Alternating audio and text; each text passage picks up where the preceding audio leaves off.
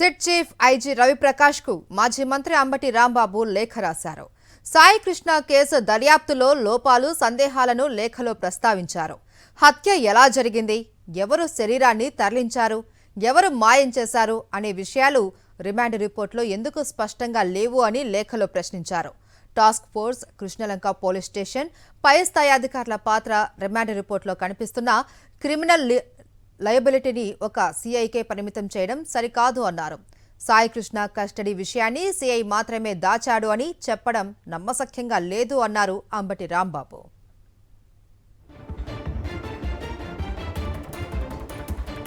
కేసుకు అత్యంత కీలకమైన సీసీటీవీ ఫుటేజీ విషయంలో సిట్ నిర్లక్ష్యం తీవ్రమైనదని అభ్యంతరం వ్యక్తం చేశారు అంబటి రాంబాబు.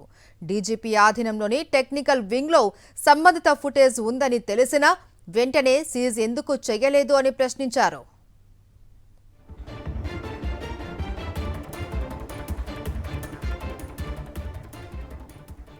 ఇదే అంశానికి సంబంధించి మరింత సమాచారం మా ప్రతినిధి రవీంద్ర అందిస్తారు. లైవ్ లో రవీంద్ర.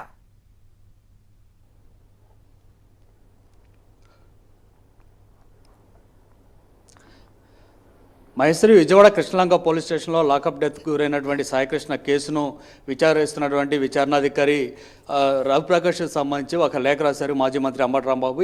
ఈ కేసుకు సంబంధించి పూర్తి స్థాయిలో పక్కదారి పడుతుంది విచారణ అనేది ఆయన అనుమానం వ్యక్తం చేశారు. దాంతోపాటు అనేక అంశాలను ఎందుకు వెలుగులో తీసుకురాలేదు, అనేక అనుమానాలు రాష్ట్ర వ్యాప్తంగా ప్రజలు కలుగుతున్నప్పుడు కూడా వాటిని నివృత్తి చేసే విధంగా దర్యాప్తు ఎందుకు ముందుకు సాగటం లేదంటూ అంబటి తన లేఖలో పేర్కొన్నారు. ప్రధానంగా అసలు కృష్ణలంక పోలీస్ స్టేషన్లో సాయికృష్ణను లాకప్ డెత్ చేసిన సమయంలో అసలు పోలీస్ స్టేషన్లో ఎవరెవరు ఉన్నారు, ఈ కారణం ఏంటి, ఎందుకు అతను చంపాల్సి వచ్చినటువంటి పరిస్థితి ఏర్పడింది, ఆ తర్వాత ఆ బాడీని ఎక్కడికి తీసుకెళ్లారు అనేటువంటి అంశాలకు సంబంధించి అసలు పూర్తి స్థాయిలో నాగరాజును అరెస్ట్ చేసిన సందర్భంగా ఏర్పాటు చేసినటువంటి ఆ రిమాండ్ రిపోర్ట్లో ఎందుకు ప్రస్తావన చేయలేదని కూడా అంబటి రాంబాబు ప్రశ్నించారు. అంతేకాకుండా అసలు ప్రకాశం జిల్లా మార్కాపురంలో మొట్టమొదటి సాయికృష్ణను పికప్ చేసినప్పుడు అతన్ని తీసుకొచ్చి కృష్ణలంక పోలీస్ స్టేషన్లో హ్యాండ్ ఓవర్ చేశారు. హ్యాండ్ ఓవర్ చేసిన సందర్భంగా ఒక ఎంకరేజ్మెంట్ను కూడా టాస్క్ ఫోర్స్ అధికారులు తీసుకున్నారు. కాబట్టి ఇందులో టాస్క్ ఫోర్స్ అధికారుల పాత్ర కూడా చాలా స్పష్టంగా ఉందని తెలిసినప్పుడు కూడా సిట్ అధికారులు ఇప్పటివరకు ఎందుకు అసలు టాస్క్ ఫోర్స్ అధికారులను విచారణ కూడా జరపలేదు, వారికి నోటీసులు కూడా ఎందుకు ఇవ్వలేదని అంబటి రాంబాబు ప్రశ్నించారు.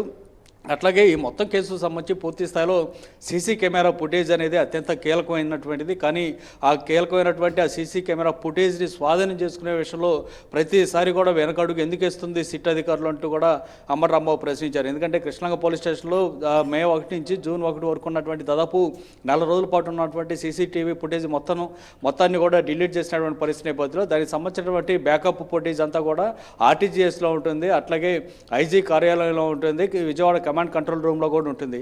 కానీ 3 చోట్ల ఎక్కడ కూడా కనీసం స్వాధీనం చేసుకోలేదు. పైగా ఈ మొత్తం సీసీ కెమెరాలకు సంబంధించి నిర్వహణ బాధ్యత ఏదైతే మ్యాట్రిక్స్ అనే సంస్థ చూస్తుందో ఆ మ్యాట్రిక్స్ సంస్థలో కూడా ఉంటుంది. కాబట్టి కనీసం అక్కడ కూడా ఎందుకు పట్టించుకోలేదంటూ అంబటి రాంబాబు తన లేఖలో పేర్కొన్నారు. అనేక ఈ జరుగుతున్నటువంటి అంశాలకు సంబంధించి చూస్తుంటే మొత్తం కేసును నిరుగార్చేటువంటి ప్రయత్నం సిట్ అధికారి దగ్గరుండి చేస్తున్నారనేటువంటి అనుమానం కలుగుతుంది.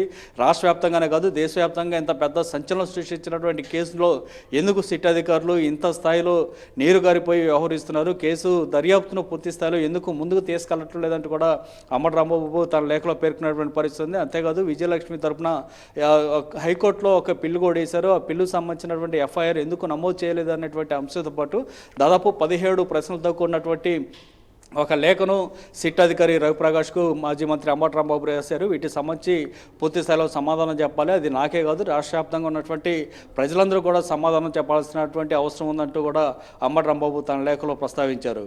Maheshwari. Right, thank you Ravindra. మరిన్ని అప్డేట్స్ కోసం ఛానల్ ను సబ్స్క్రైబ్ చేయండి. నోటిఫికేషన్స్ కోసం బెల్ ఐకాన్ పై క్లిక్ చేయండి.